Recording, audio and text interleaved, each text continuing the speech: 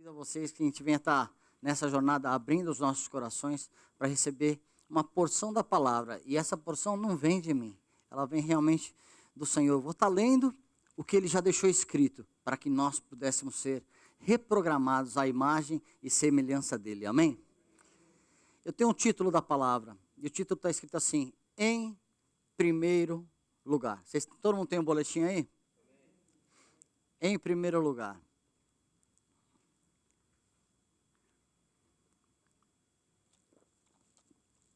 Todas as vezes que a gente imagina alguma coisa em primeiro lugar, o próprio nome já diz, para que não seja tão redundante, é uma primícia, aquilo que deve ocupar os nossos corações.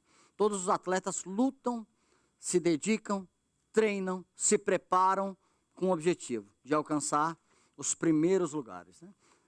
Quando ele consegue o terceiro lugar, ele fica feliz, porque pelo menos ali ainda deu um pódio, né? Mas o que ele quer mesmo, né, Glauco, é o primeiro lugar.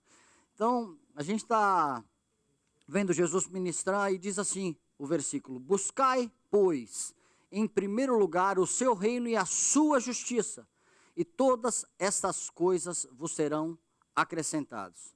Quero pedir para vocês que a gente possa ler o contexto bíblico, que está em Mateus 6, 25 a 34. Quem tem a Bíblia, vamos abrir. Quem tem o aplicativo, vamos abrir, que isso aí não está no boletim de vocês. Mateus 6, versos 25 a 34, os nossos irmãos têm aí no PowerPoint também, vocês podem ler. Diz assim: por isso vos digo, não andeis ansiosos pela vossa vida, quanto ao que haveis de comer ou beber, nem pelo vosso corpo, quanto ao que haveis de vestir. Não é a vida mais que o alimento e o corpo mais do que as vestes? Observai as aves do céu, elas não semeiam, não colhem, não se ajuntam em celeiros, contudo, o vosso Pai Celeste, nosso Pai Celestial, a sustenta. Porventura, não valei vós muito mais do que as aves? Qual de vós, por ansioso que esteja, pode acrescentar um côvado ao curso da sua vida? E por mais que andais ansiosos quanto ao vestiário, e por que andais ansiosos quanto ao vestiário? Considerai como crescem os lírios do campo. Eles não trabalham, nem fiam, ou seja, nem tecem. Eu, contudo, vos afirmo que nem Salomão, em toda a sua glória, se vestiu como qualquer um deles. Ora, se Deus veste assim a erva do campo, que hoje existe e amanhã é lançada no forno, quanto mais a vós outros, homens de pequena fé. Portanto, não vos inquieteis dizendo, o que comeremos, que beberemos, ou com que nos vestiremos? Porque os gentios, ou seja, os pagãos, é que procuram todas essas coisas. Pois o vosso Pai Celeste sabe que necessitais de todas elas. E agora vem o versículo base. Buscai, pois, em primeiro lugar, seu reino e a sua justiça, e todas essas coisas vos serão acrescentadas. Portanto, não vos inquieteis com o dia de amanhã, pois o amanhã trará os seus cuidados. Basta ao dia o seu próprio mal. Vamos orar? Senhor, nós te louvamos, porque um dia o Senhor nos alcançou. E nós nos colocamos à sua disposição, para que o Senhor ministre aos nossos corações através da tua palavra, para que nós venhamos ser edificados por ti, Espírito Santo de Deus. Sou pequeno, mas sou teu servo, e me coloco à disposição para falar da tua palavra aos meus irmãos. Que o Senhor ministre aos nossos corações, porque nós queremos ser revestidos de ti. Sê conosco em nome de Jesus. Amém? Glória a Deus. Na introdução eu disse assim, quando buscamos em primeiro lugar o reino de Deus e a sua justiça, passamos a entender o que Ele realmente quer para as nossas vidas. E não perdemos tempo com coisas passageiras. Quando buscamos em primeiro lugar o reino de Deus e a sua justiça, passamos a entender o que realmente Ele quer para as nossas vidas. E não perdemos tempo com coisas passageiras. Sabe, existe uma grande diferença entre salvação e vida plena. A salvação a gente recebe através do sacrifício de Jesus, que Ele veio de graça. E todos nós que levantamos a mão um dia e declaramos, Senhor, eu aceito o seu plano de salvação, eu reconheço que o Senhor veio à terra, comprou todo homem, morreu e pagou o preço de sangue pelos meus pecados, e eu entrego a minha vida ao Senhor para que o Senhor passe a ser o dono da minha vida. Esse é um processo de salvação. Então todos nós que entregamos a vida a Cristo, estamos salvos. Assim a Bíblia diz, está lá em Romanos, capítulo 10. Agora, a vida plena é um outro processo. A vida plena, ela se dá através do conhecimento da palavra, através da leitura bíblica e através da oração. Existe uma igreja que ela é triunfante. Existe uma igreja que glorifica, que no momento do louvor canta e fala do amor de Deus, e isso é fantástico, porque a presença de Deus, ela realmente nos toca, nos quebranta, e é um momento maravilhoso. Mas seria bom se eu pudesse viver dentro da igreja, somente sentindo esse poder maravilhoso de Jesus, junto com os meus irmãos. Mas a realidade é que eu estou aí fora, e aí fora a guerra é feia, o pau quebra. E se eu não estiver revestido do poder de Deus, eu não vou ter capacidade de suportar, e eu posso até vir a tomar a forma do mundo para me defender. E Jesus está falando assim, buscai, pois, o reino de Deus e a sua justiça. As coisas vão ser acrescentadas. Ele está falando de uma mudança de mentalidade, de uma transformação. Agora que vocês não pertencem mais ao reino das trevas, venha para o reino da luz. Agora o reino da luz tem um reino, tem um rei. Quem é o rei? O rei é o Senhor Jesus. Então buscai primeiro a mim e a minha justiça, o meu estilo de vida, e que todas as outras coisas vão ser acrescentadas. Por mais que a gente não veja, a nossa mente vai estar transformada. A gente vai passar por aflição, mas o Senhor vai ministrar o bom ânimo nos nossos corações. É isso que Jesus estava começando a ministração. Nós nos contentamos em ter a salvação e buscamos pouco o conhecimento do reino. Daí nos tornamos pessoas salvas e muitas vezes fracas espiritualmente para aguentar a pancada. O Senhor quer chamar uma igreja forte.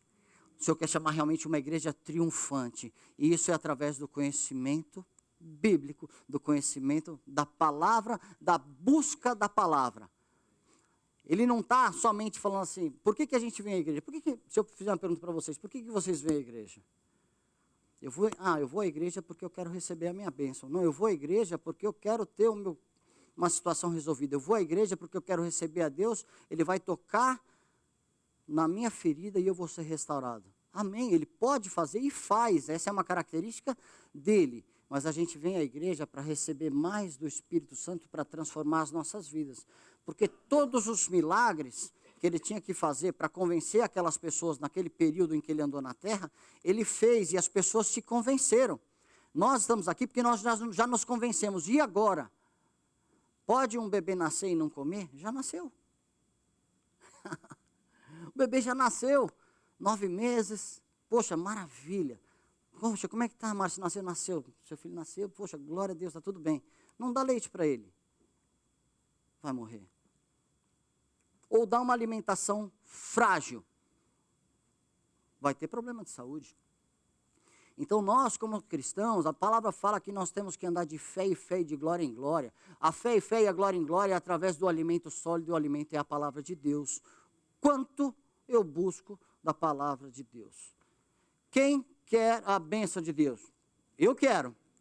A igreja triunfante quer a bênção de Deus, quer ser restaurado. Quem quer tomar vitamina? Quem quer ler a palavra? Então, o Senhor está no começo do ministério dele, dando já uma direção. Para cumprirmos os sonhos de Deus, precisamos mudar nossa forma de pensar para o modelo do reino dele. Por exemplo, eu chego no reino de Deus, eu tinha costumes antigos. Com o tempo eu passo de ter esses costumes antigos. Mas às vezes eu paro de ter porque eu entendo, a Bíblia ou a igreja me proíbe de ter esses costumes. Mas eu continuo com desejo de ter costumes antigos. Jesus está falando, não, uma vez que vocês se achegaram a mim, uma vez que vocês se achegaram, agora é hora de mudar o seu desejo. Só que esse desejo é através do conhecimento bíblico, através do conhecimento da palavra, através do conhecimento da minha vida. Vocês podem estar salvos com desejos antigos. Ou um jovem solteiro que vive na vida do Rick Martin, vive na vida louca. Uma vez ele pega, se casa. Ele se casa, daí ele continua com desejos da vida louca. Você casou, você trocou de aliança. Você tinha uma aliança com o mundo, agora você tem uma aliança com a sua esposa. Você veio para o reino, você trocou de aliança. Porque muitas vezes eu tenho desejo de coisas que não agradam a presença de Deus. Porque eu ainda não entendi, eu ainda não mudei minha vida naquela área. E o Espírito Santo está falando assim para essa igreja. Mateus, ministrando aos judeus. Falas de Jesus. Buscar em primeiro lugar o reino dos céus e a sua justiça. E as demais coisas vão ser acrescentadas. Uma vez que a nossa mentalidade muda, as demais coisas mudam também. Porque eu estou no reino de Deus, então os meus desejos não são mais o do reino das trevas. O cara que vivia na vida do Rick Martin, em se casa e entende que o casamento é uma aliança, é uma coisa séria, ele não quer mais viver na vida do Rick Martin. Senão ele vai falar, casamento é uma prisão. Eu falei várias vezes. Até conhecer o Senhor. Até conhecer a minha princesa. Eu falo que a Luciana foi minha primeira conversão, né? Mas é porque Deus tinha um propósito, senão, meu Deus. Ai, ai. Glória a Deus. Eu quero contextualizar um pouco essa passagem. Em Mateus capítulo 1, fala da genealogia de Jesus e do nascimento de Cristo. São 14 gerações de Abraão a Davi, são 14 gerações de Davi até o exílio, são 14 gerações do exílio até Jesus. Mateus capítulo 2 fala assim, da visita dos magos, quando Jesus estava nascendo, a fuga para o Egito e a volta para Israel depois da morte de Herodes. Então, o pai de Jesus e a mãe foram avisados que Herodes havia mandado matar os meninos, eles fugiram para o Egito. Chegou num período, eles falaram, Herodes já morreu, vocês podem voltar.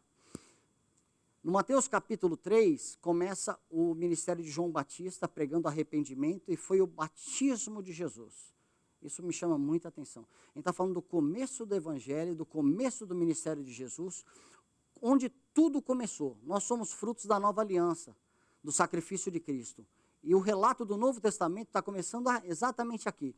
Primeiro, capítulo 1, a genealogia, capítulo 2, a fuga do Egito e a volta, capítulo 3, o surgimento de João Batista, pregando arrependimento, e o batismo do Senhor Jesus, para que se cumprisse o que havia sido profetizado. Mateus capítulo 4 fala da tentação de Jesus Cristo no deserto. Ou seja, ele foi batizado, ele se submeteu a um homem, ele recebeu uma capacitação e ele foi ser tentado no deserto. Então, poxa, por que eu levo tanto tempo para batizar? Poxa, o batismo, o que a gente recebe no batismo? A capacitação, o dom do Espírito Santo. Jesus passou por todas as fases que nós também passamos. E isso nos fortalece para que a gente possa cumprir e vencer no dia mal. O batismo, a capacitação. E Jesus começa a pregar. Em Mateus 4 ele começa a pregar. Primeira palavra de Jesus, Mateus 4,17, ele fala assim, arrependei-vos, pois é chegado o reino dos céus. E ele não veio pregando nada diferente do que João já vinha preparando. Ele falou, arrependei-vos, ele está pregando arrependimento. No capítulo 5 começa o famoso Sermão do Monte, que vai do capítulo 5 ao capítulo 7. E isso que eu acabei de ler para vocês, está exatamente na segunda ministração de Jesus no Sermão do Monte. Bem no começo do ministério dele. Bem no comecinho ele já estava falando, arrependei-vos, buscar em primeiro lugar o reino do céu e a sua justiça, e vocês vão passar a ter uma mentalidade diferente do que a mentalidade que vocês tinham. Existe uma frase atribuída a um pregador americano, que diz assim, Deus não nos dá exatamente o que pedimos, Ele nos dá o que pediríamos se soubéssemos o que Ele sabe. Então, às vezes a gente pede e fica frustrado. Poxa, Senhor, por que eu não estou recebendo isso? Ele falou, olha, meu filho, você não está recebendo porque você não está enxergando. Você ainda está cegueta. Então, você está aí com esses seus desejos maus. Se eu te der isso aí, vou te levar para longe da minha presença. E eu não quero, eu quero você próximo de mim. Então, eu vou te dar aquilo que eu tenho para a sua vida, e você só vai entender se você enxergar o que eu estou enxergando. Então, para você enxergar, você vai ter que se aproximar de mim, se aproximar do reino. Senão, você vai ficar distante, vai ficar frustrado, né? Hoje é o Dia dos Pais no Brasil, vai ficar frustrado com seu pai, que não está dando aquilo que você quer, mas o pai está falando, ô Márcio, larga de ser infantil, pelo amor de Deus, cresce, vem buscar a minha presença para você entender o que eu tenho para você. O Senhor tem uma vida de glória, tem uma vida maravilhosa para a gente. E quer saber? Essa vida de glória, essa vida maravilhosa, ela é apesar das lutas que você está passando, do que eu estou passando. Eu posso estar passando por luta e ainda ser um instrumento de Deus. Eu posso estar enfermo e orar por enfermo. Eu posso estar doente e falar do amor de Cristo e outra pessoa se converter. Por quê? Porque quando há uma mudança de mentalidade, quando há essa transformação, a gente entende que nós temos um chamado específico. O Senhor tem um chamado específico para cada um de nós. Mas o que eu preciso? Buscar em primeiro lugar o reino de Deus e a sua justiça. Enquanto eu estiver buscando só o meu trabalho, eu não vou estar enxergando a coisa maravilhosa que Deus tem para a minha vida. Quando Ele nos salvou, Ele fez de nós uma nova nação. A partir de Cristo, nós somos uma nova geração, um novo Israel de Deus. Só que nós temos que ter características desse rei. E enquanto eu não buscar, enquanto eu não ler, enquanto eu não me informar, eu vou saber muito pouco sobre esse rei. Se cada domingo eu vier aqui receber uma palavra bênção, ela me motiva. Quando a gente vê poder, milagre, igual a gente vê, as coisas acontecem e são maravilhosas. Mas a transformação chega no nosso individual, na busca do Senhor individual, na leitura da palavra. Quando conheci Luciana, fui procurar saber um pouco mais sobre ela. Acabei descobrindo bem rápido também, porque não desgrudei dela. Daí eu posso vir aqui, entrego minha vida para o Senhor, tem aquele momento, aquele quebrantamento. Daí eu falo para ele, te vejo domingo. Daí ele falou, Jesus, que amor é esse? Né? Então, Ele tem demais para as nossas vidas. Mas começa através de uma busca. Ele nos ama, começa através de uma busca e de um entendimento. Eu já falei, né? Só existe uma forma de sabermos o que Ele sabe, através da Bíblia. E eu quero aplicar essa palavra falando sobre conduta cristã, que é isso que Jesus está falando para esses seguidores. Quem eram esses ouvintes do Sermão do Monte? Eles eram filhos do pessoal que tinha sido exilado lá na Babilônia. E eles eram filhos do remanescente que havia ficado em Jerusalém. Já havia passado muito tempo. Esse povo já tinha passado por muitas dificuldades. Esse povo, enquanto estava na Babilônia, eles tinham adquirido costume pagão. Esse povo na Babilônia havia casado com outros povos. Eles passaram a adorar a outros deuses. Eles passaram a viver conforme o mundo vivia. Você imagina, você foi levado escravo, aí você está lá sendo subjugado pelo rei Nabucodonosor, na Babilônia, e eles foram adquirindo costumes do mundo. Gente, nós somos brasileiros, chegamos aqui nessa terra, devagarinho a gente vai adquirindo costumes da América. O jeitinho brasileiro vai ficando um pouco de lado, né? Ou um americano que vai para lá começa a dar jeitinho também. Começa a dar jeitinho. E eles foram contaminados. Durante o período do exílio, nasceram, coisas que a gente conversa bastante nos grupos, nasceram as sinagogas, não existia sinagoga. Porque quando o povo foi levado, o povo de Jerusalém foi levado para a Babilônia, eles destruíram o templo. O povo judeu só adorava a Deus no templo. Daí, quando foram para o exílio, eles pegaram os fariseus, que eram os mestres das leis, e formaram as sinagogas, lugares onde se estudavam a palavra de Deus. Poucos sabiam. Daí se passaram, e nesse período eles foram adquirindo esses costumes. Depois disso, se passaram 400 anos de silêncio, quando eles foram libertos.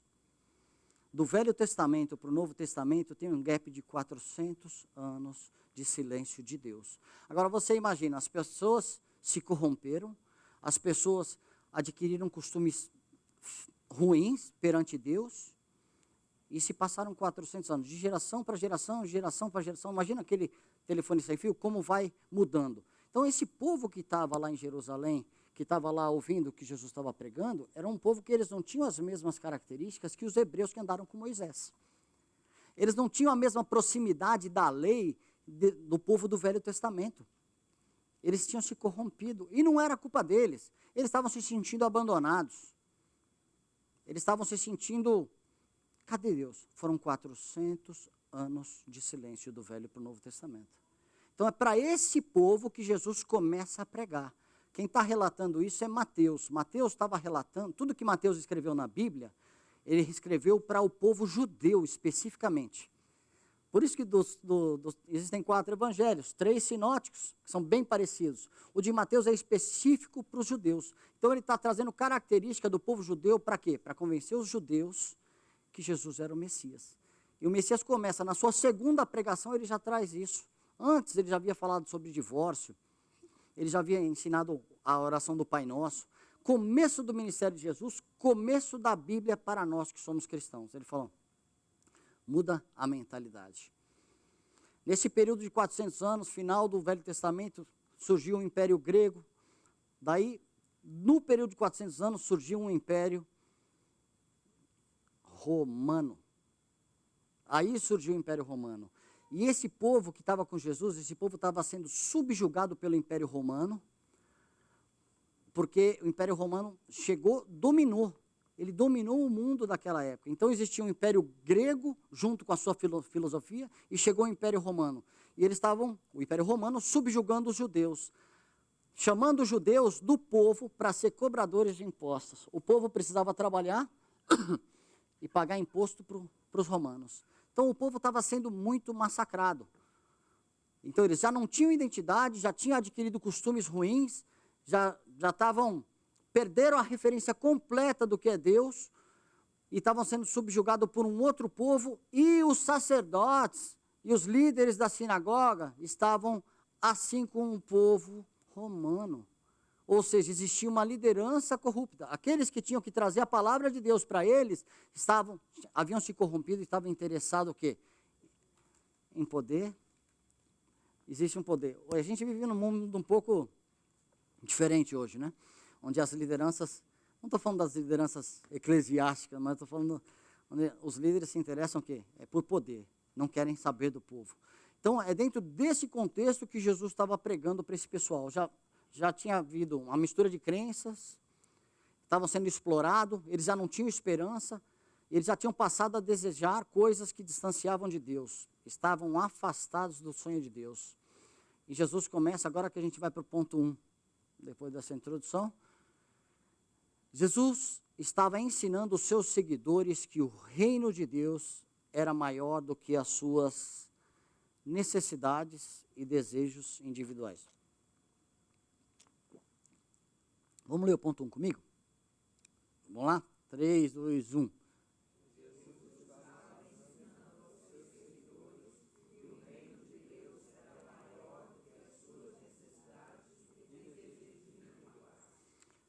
É muito difícil a gente colocar isso em prática. Porque a minha dor, eu sou tão fiel a ela é minha. Agora, se eu falar para cada um de vocês que vocês são um instrumento de Deus e que vocês carregam uma semente poderosa, que o que vocês têm é suficiente para trazer vida a uma pessoa que está pensando em se matar, você fala assim, eu sou um instrumento de Deus. Só que às vezes a minha necessidade é tão grande que eu não consigo enxergar o poder que já está dentro de mim, através do Espírito Santo que habita em nós. Na velha aliança, o poder de Deus ficava onde? Na arca, ficava no Santo do Santo. Na nova aliança, Jesus rasgou o véu de cima a baixo. E a presença de Deus para todo aquele que já entregou a vida para Cristo está dentro de nós. Nós somos o tabernáculo do Deus Todo-Poderoso. E a gente não pode deixar que as nossas dificuldades impeçam o poder de Deus de agir através de nós. Amém? O Senhor está chamando a gente para ser uma igreja poderosa. Está nos chamando para que a gente vá para um outro nível. Mas que a gente entenda exatamente o que Ele tem para as nossas vidas. Ele quer nos curar, Ele quer nos restaurar, Ele quer nos abençoar. É o que está dizendo assim, não são todas as outras coisas. Ele não só quer como vai, agora Ele fala, busque em primeiro lugar o reino, que vocês vão receber. Porque o reino já está no meio de vocês. Mateus 6, 25. Por isso vos digo, não andeis ansiosos pela vossa vida, quanto ao que haveis de comer ou beber, nem pelo seu corpo, quanto ao que haveis de vestir. Não é a vida mais que o alimento e o corpo mais do que as vestes? Ele estava falando assim, não sonhem aquilo que eu não sonhei para vocês. Troquem o desejo de ter os seus problemas resolvidos pelo interesse em conhecer o Salvador e o seu reino e serão supridos. Os seus sonhos estão contaminados com esse mundo, ele está falando para a igreja. Ou seja, a cosmovisão, a forma de ver o mundo dele estava completamente corrompida. E isso gerava ansiedade, que é o ponto 2. Jesus estava falando com aquele povo, estava assim, estou tratando com vocês a ansiedade. Qual de vós, por ansioso que esteja, pode acrescentar um côvado ao curso da sua vida? E por que andais ansiosos quanto ao vestiário? Considerai como crescem os lírios do campo, eles não trabalham nem fiam.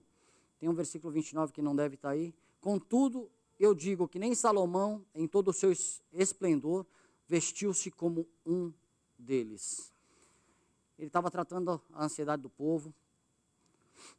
Vocês estavam sem cuidado, mas eu cheguei para tomar conta de vocês, Jesus estava falando.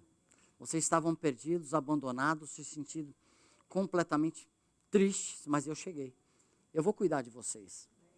Eu vou ensinar vocês, Jesus estava falando para o povo. Eu vou suprir vocês. Não ande ansiosos. Não ande ansiosos, porque eu sou suficiente na vida de vocês. Gente, quem tem o Espírito Santo, a Bíblia, o Espírito Santo aformoseia, falar igual, aformoseia o rosto. Aquele que está revestido pelo poder de Deus fica mais bonito, não importa se seja feio. Eu tenho espelho em casa. Eu tenho espelho em casa, porque um sorriso, uma alegria, aquela alegria que vem apesar de qualquer circunstância, ela nos deixa mais bonito. E sabendo que nós temos um Pai, que Ele é todo poderoso, e está falando assim, não se preocupa não, meu filho, eu estou tomando conta da sua vida. Não se preocupa não, igreja, não se preocupa não, ouvintes, né, de Jesus. O que é a ansiedade? Está no boletim de vocês. Ansiedade é aquilo que gera um desconforto físico e psíquico.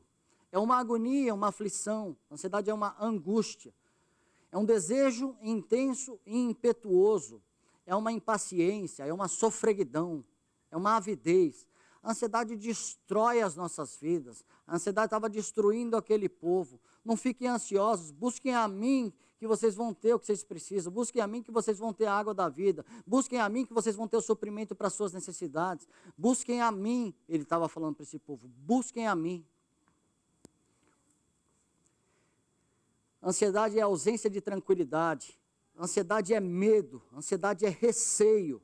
Ansiedade é uma condição emocional de sofrimento definido pela expectativa de que algo esperado e perigoso, inesperado e perigoso aconteça, diante de qual o indivíduo se acha indefeso. Então, aquele que está ansioso é aquele que tem uma dúvida, é aquele que está sofrendo, é aquele que acha que não vai ter saída, é aquele que já perdeu a fé.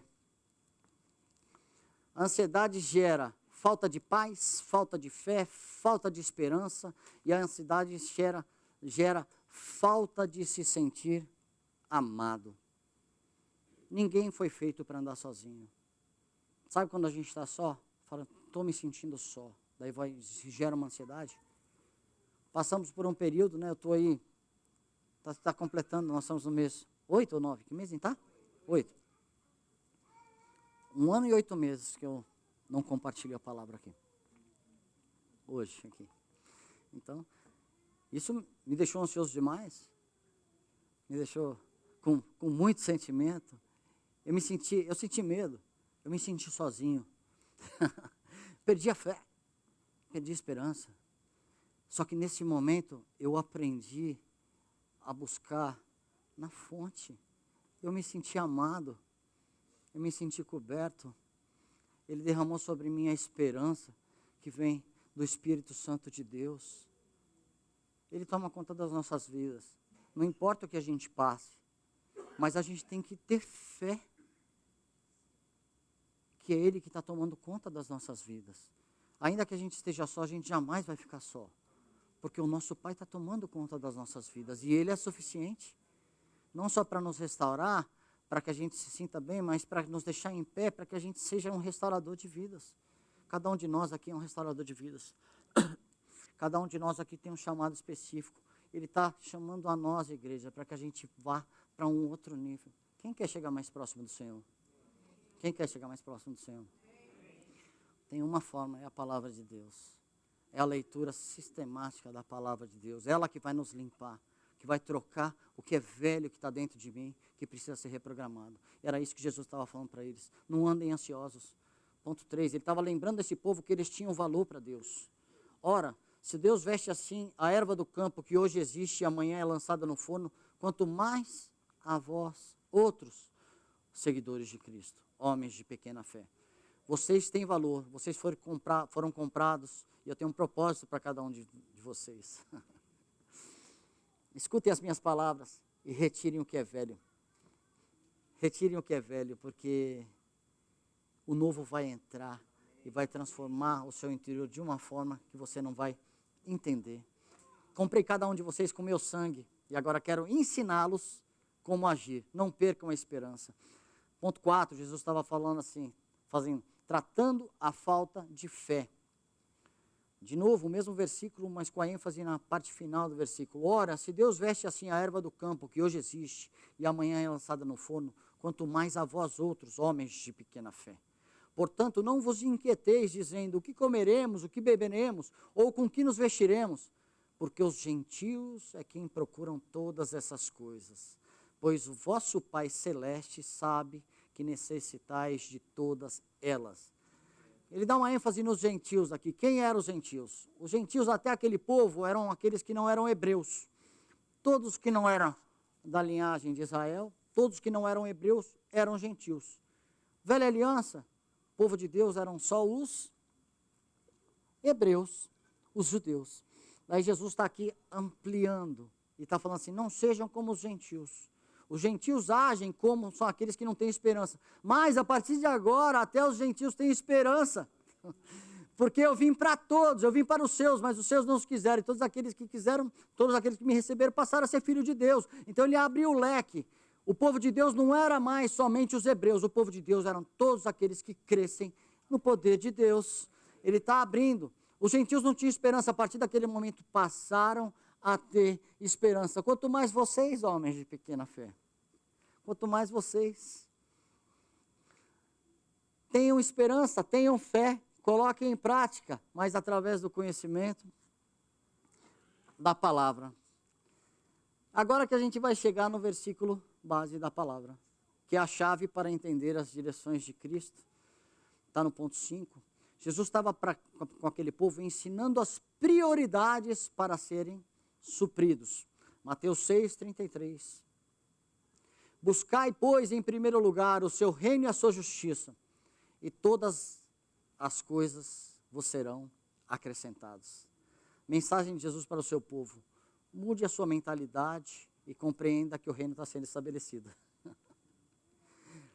Enquanto nós, igreja, não mudarmos a mentalidade, a forma de pensar, a nossa cosmovisão, a gente não vai entender que as palavras negativas do Senhor para as nossas vidas são palavras de amor. A gente vai entender que são restrições, mas são proteção. Você vai dar uma moto para uma criança pequenininha? No meu caso, nem para um grande, né? Mas então, mas por que essa restrição? Mas o menino vai chorar e vai espernear. Pode chorar, pode espernear, pode cair no chão, ralar o joelho aqui. Mas eu não estou pregando contra a moto, não, mas eu estou dando só um exemplo. Estou dando só um exemplo. Então, Deus fala muitos nãos para a gente. Existem muitas restrições, mas essas restrições são para proteção e para crescimento. Essas restrições não são para proibição. Olha, a igreja não deixa nada, você faz o que você quiser. Nós somos todos livres em Cristo. Foi para a liberdade que Cristo nos chamou e nos amou. Agora, eu entendo que se eu fizer isso, eu desagrado ao meu Deus e me distancio dele, eu corto isso da minha vida. Essa mudança de mentalidade é uma frase que eu aprendi aqui na igreja mesmo, é sine qua non. Sem ela, nós nunca vamos crescer em Cristo. Sem a mudança de mentalidade, a gente vai frequentar culto a vida inteira.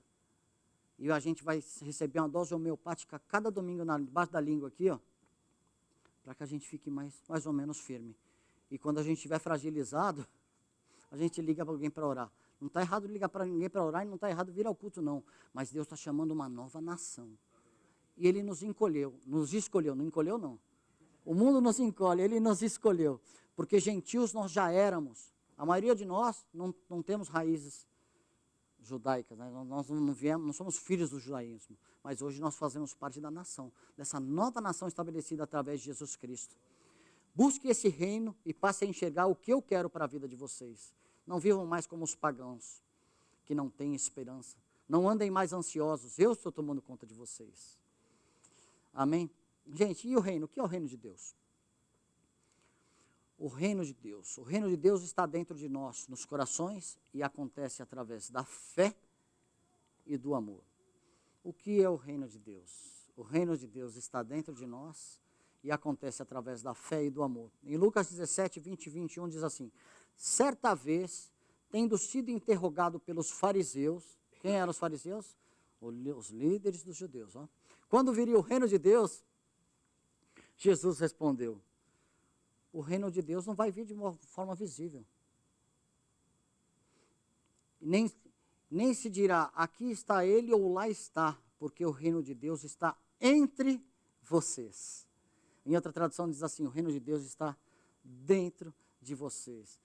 Então os fariseus estavam perguntando, eles não tiveram a capacidade de reconhecer quem era o reino de Deus. E o reino de Deus estava falando assim, ele está entre vocês. Ele só não disse assim, ele está falando com vocês. Quem é o reino de Deus? O reino de Deus é Jesus. Buscar em primeiro lugar Jesus e o seu reino. Ele estava estabelecendo um novo reino. E ele estava falando, eu sou o rei, eu sou o reino. Né? Eu sou o rei e eu sou o reino. Ele está entre vocês. Ai, ai. Aqui a gente precisa aplicar um pouco do que está escrito em 1 Coríntios 15, 45, que é um dos versículos que a primeira vez que eu ouvi, eu fiquei tremendamente apaixonado. E diz assim, assim está escrito. O primeiro homem, Adão, tornou-se um ser vivente. O último homem, o último Adão, um espírito vivificante. Estou falando de reino, estou falando do primeiro Adão, estou falando do último Adão. O primeiro Adão foi o homem gerado por Deus, que gerou toda a humanidade, que recebeu uma capacitação lá, e lá no Éden mesmo ele perdeu essa capacitação. Depois disso vieram os patriarcas, os juízes, os reis, os profetas, vieram todos esses e não foram suficientes para restaurar o que se havia perdido, até vir o segundo Adão. De Adão foi criada a humanidade, do segundo Adão foi criada uma nova humanidade que a gente faz parte. O primeiro Adão, homem vivente. O segundo Adão, o espírito vivificante. O reino está entre nós e o reino está em nós. Jesus, buscar em primeiro lugar o reino. Ele já está em nós. E o que está em nós é um espírito vivificante. Não é um espírito de coitadismo. Ai, coitado. Ai, como é que você está? Estou mal. Estou mal, estou mal. Tem hora que a gente não vai mentir. Ah, como é que você está? Estou mal, não estou bem, mas né? Ora por mim que eu não estou conseguindo nem enxergar, perdi a fé. Não tem nada de errado a gente ser sincero. Deus conhece os nossos corações. Mas essa nova nação tem que realmente ser transformada com pessoas que têm esse espírito vivificante e onde chegam, transformam o ambiente. Quando você chega em qualquer ambiente, você transforma o ambiente ou você se torna parecido? Um pouco para trás, no capítulo 5, Jesus ministra que vocês são o sal da terra e a luz do mundo. Nós somos o sal da terra e a luz do mundo. A igreja é o sal da terra e a luz do mundo. Nós temos salgado, nós temos iluminado, ou a gente está insosso e apagado? O Espírito vivificante habita em nós. E Ele quer nos levantar e nos levar para um outro nível. Mas muitas vezes, poxa, pastor, eu não entendo o que você está falando. Se der uma lidinha, vai achar. E o Senhor está aqui, em nome de Jesus, para ministrar nos nossos corações. E eu não, assim, eu só estou lendo e compartilhando e interpretando aquilo que eu consigo entender da palavra. Mas eu peço que o Espírito Santo de Deus ministre aos nossos corações e que a gente não consiga passar um dia sem ler um trecho desse alimento que transforma as nossas vidas. Daí, por onde nós passarmos, as pessoas vão ver, vai aí um povo de Deus. Vai aí pessoas que têm uma luz que não é dela, porque nós não temos luz própria. A gente é igual a lua, se não vier o astro sol para passar aquela luz, para chegar a luz na lua, se não vier a luz de Cristo em nós, nós somos só nós. Eu posso ter os meus conceitos e tenho. E 80%, 90% deles são errados.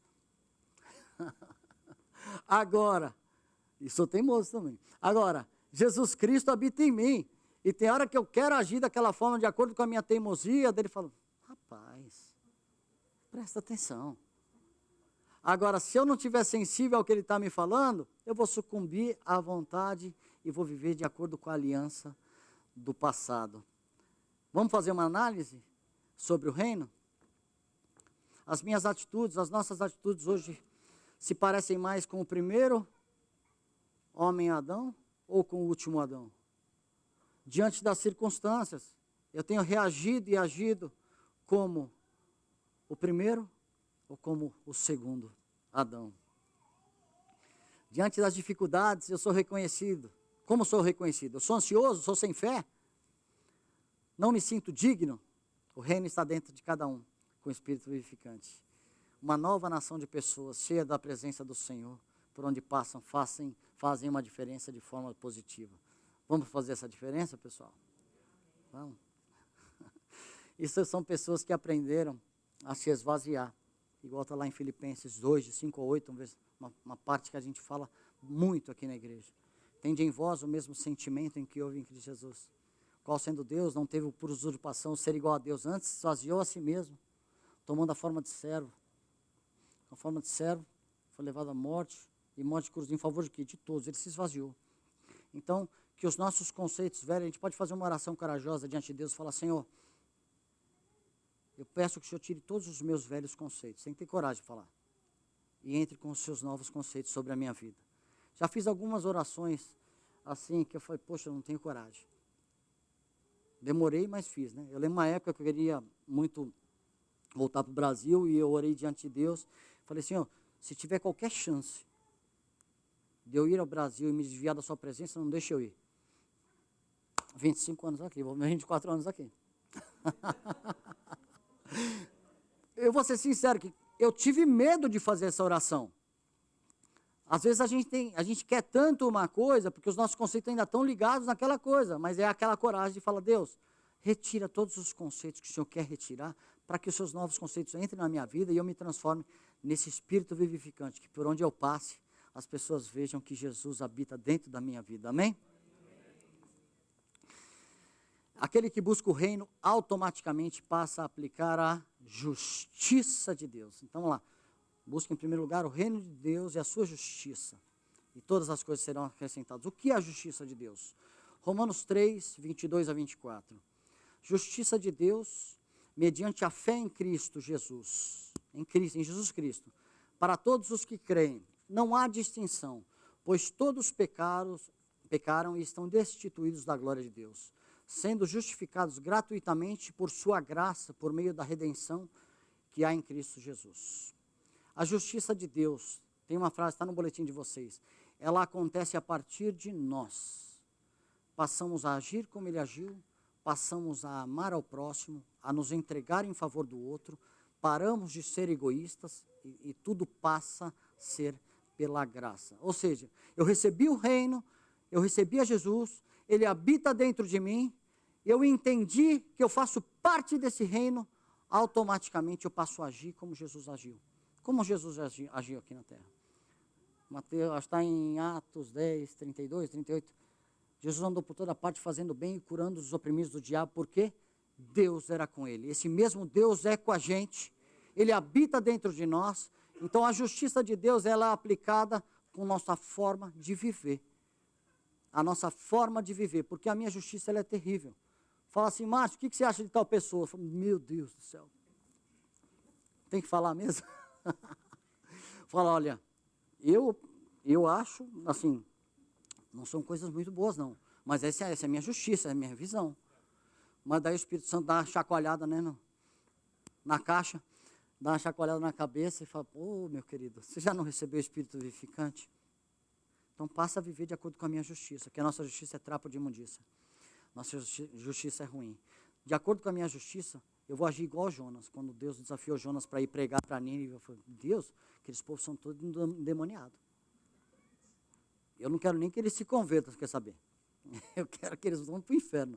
Então, minha justiça. Estou sendo sincero, o Senhor conhece o nosso coração. Porque não dá para pôr uma, como chama? A auréola de santo na cabeça e falar assim: porque Ele conhece o meu coração. Então Ele está falando: busca o reino, entenda o reino, se submeta ao reino, que você vai poder agir de acordo com o reino, que é o quê? Com a minha justiça, que ela é pela graça. Tudo que nós recebemos de graça a gente vai dar. Se um dia nós entregamos a vida a Cristo, então se nesse próximo mês a gente falar de Cristo a uma pessoa, e uma pessoa se converter, tudo aquilo que todos os benefícios do Evangelho para a sua vida, você já consegue passar para essa pessoa. Você imagina se nós, os evangelistas de Cristo, pregássemos para uma pessoa por ano? Não cabia gente aqui. Eu estou aqui na igreja há 24 anos, nesse prédio. A igreja trocou tudo. Há 24 anos. Então, se eu tivesse trazido uma pessoa por ano, eu teria 24 pessoas aqui. Ou seja, eu vou ser sincero, eu demorei demais a entender o reino e a justiça. Ela é superior às nossas necessidades. Gente, repete comigo, o reino de Deus e a sua justiça são superiores às nossas necessidades. Eu posso ser produtivo estando em dificuldade. Quando a gente vê a vida dos discípulos, dos apóstolos de Cristo que foram martirizados, em momento nenhum eles reclamaram, sabia? Sabia que em momento nenhum eles reclamaram? Todos foram mortos, menos o apóstolo João, que morreu de velho. Todos foram mortos. Todos foram martirizados e jamais reclamaram. João Batista, quando estava naquele momento, que ele estava preso lá no castelo, lá na casa de Herodes, e ele teve uma dúvida. Ele mandou os discípulos perguntar para Jesus, é você mesmo? Ele teve uma dúvida e mandou perguntar. Mas ele não falou, está de brincadeira, né? Vocês mandam eu vir aqui preparar o caminho para o Senhor, eu venho, preparo o caminho para o Senhor, agora eu estou aqui preso, cadê esse Salvador? Que raio de libertador é esse? Ele não falou isso, não. Daí Jesus falou para ele assim, para os discípulos de João, fala aqui, né? Fala para João que os cegos vêm, os surdos ouvem. O que mais?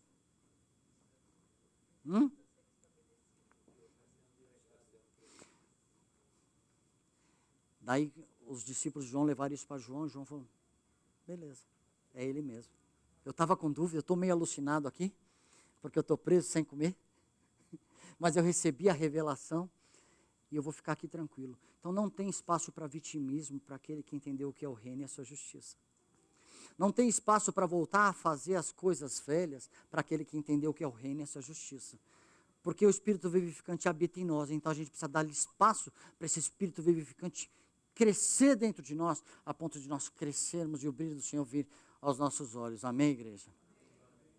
Daí eu vou perguntar de novo, sabe como que isso acontece?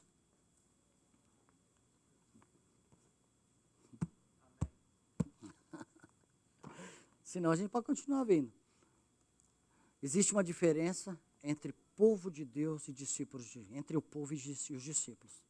Existe uma grande diferença entre a multidão e os discípulos. A multidão ouvia e via e gostava de ver os milagres. Os discípulos viam os milagres e perguntavam, o que aconteceu? Na multidão não havia conversão, ou havia. Mas aqueles que se convertiam buscavam entender o que Jesus tinha para a vida deles, mais do que aquele efeito da cura. É fantástico um cego voltar a ver, é ou não é? Glória a Deus, é fantástico. Gente, mas a vida eterna é muito mais do que uma visão terrena. Não estou menosprezando os milagres que Jesus pode fazer e vai fazer, continua fazendo sobre as nossas vidas, mas eu estou falando que existe uma vida eterna, e existe uma vida produtiva aqui antes de nós irmos para a eternidade. Eu quero ser produtivo. Quem quer ser produtivo para o reino de Deus? Vamos fazer uma autoanálise da justiça. E aí? Eu falei de mim, agora eu vou falar para vocês. E aí, como estamos? Como está a justiça de vocês quando você olha aquela pessoa que você acha que não gosta? A nossa justiça está demonstrando Cristo, eu não vou usar outra palavra, ou o passado, o mundo. Jesus quer nos reprogramar. Jesus quer nos reprogramar. Romanos 12, 2, e eu estou acabando. Não se amoldem ao padrão deste mundo, mas transformem-se pela renovação da vossa mente. Esse é um versículo que eu falo só todas as vezes que me dão a oportunidade de conversar e falar do amor de Cristo. O que é o livro de Romanos? O livro de Romanos é o evangelho escrito segundo o apóstolo Paulo. O que é o Novo Testamento para nós? É uma caixa de ferramentas para consertar nosso caráter. Não é um livrinho de bênçãos que vão ficar lá me alisando. vai me alisar, vai me curar, mas é uma caixa de ferramentas para consertar o nosso caráter. Apóstolo Paulo, ministrando aos romanos, falou, olha só, não se amoldem ao padrão desse mundo, mas transformem-se pela renovação da vossa mente, para que sejam capazes de experimentar e comprovar a boa, agradável e perfeita vontade de Deus. Se nós não renovarmos a nossa mente, a gente jamais vai conseguir entender a vontade de Deus para as nossas vidas, e ela é boa, perfeita e agradável, ainda que seja um não. Ainda que seja eu não te curei, não vou curar. Você vai vir aqui que eu estou querendo você pertinho de mim. Você fala, você está louco? Eu falo, não, é a palavra de Deus. Se ele fizer, tá bom. Se não fizer, glória a Deus da mesma forma. Porque minha mentalidade já foi transformada. É esse lugar que o Senhor quer nos levar, igreja, em nome de Jesus. E isso é uma maturidade. É maturidade. A gente pode tomar leitinho. A igreja de Coríntios é uma igreja que tomava leitinho, e aí, daí Paulo, gente, vocês já tinham que estar comendo um negocinho mais sólido, aí vocês continuam no leitinho, nessa bagunça danada que vocês estão aí. Então, o Senhor quer nos chamar para um nível mais profundo, e esse nível mais profundo não é um encontro semanal. Quando eu conheci minha princesa, sem conhecer Jesus, eu queria um nível mais profundo, era todo dia que eu queria conhecer minha princesa. Mas eu não conhecia Jesus, viu? Os jovenzinhos aí. Eu não conhecia Jesus. Mas eu queria estar com ela todos os dias. Então, ainda que se eu não fosse na casa dela, eu ligava. Agora, eu falo, Jesus, eu te amo. Jesus, eu te amo. E deixar o livrão lá. Pode subir os jovens do louvor. Os jovens e os mais maduros. Conclusão.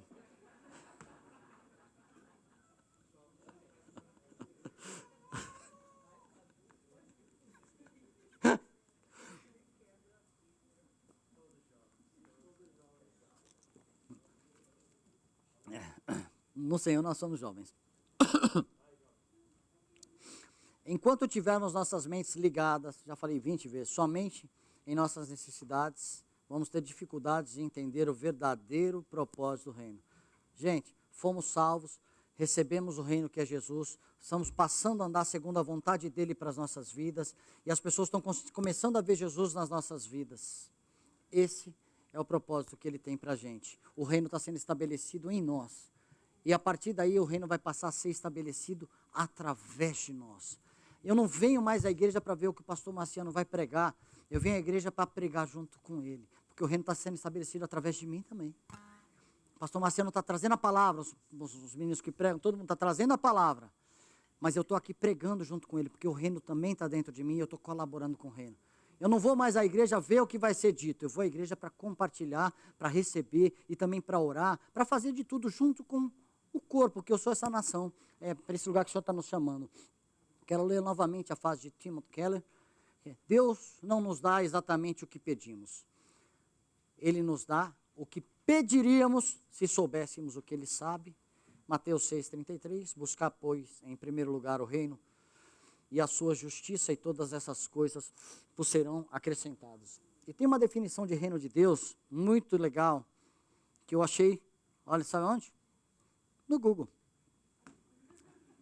No Google, né? Tudo, quem é o Deus dessa era? É o Google. Estou com um problema, Google. Como é que é Google? YouTube. A gente vai lá para o Google. Daí eu escrevi reino de Deus, daí está lá essa definição, não sei quem é o autor. É um governo sobre os corações, cuja lei é a caridade e Jesus é o soberano. Deixar que Jesus reine em minha alma e em minha vida significa abrir-lhe as portas para que ele faça o que quiser comigo. Amém? Resumindo a história, o reino de Deus é Jesus e a sua justiça, agir como Cristo agiu. Amém? Vamos colocar de pé, quero fazer uma oração.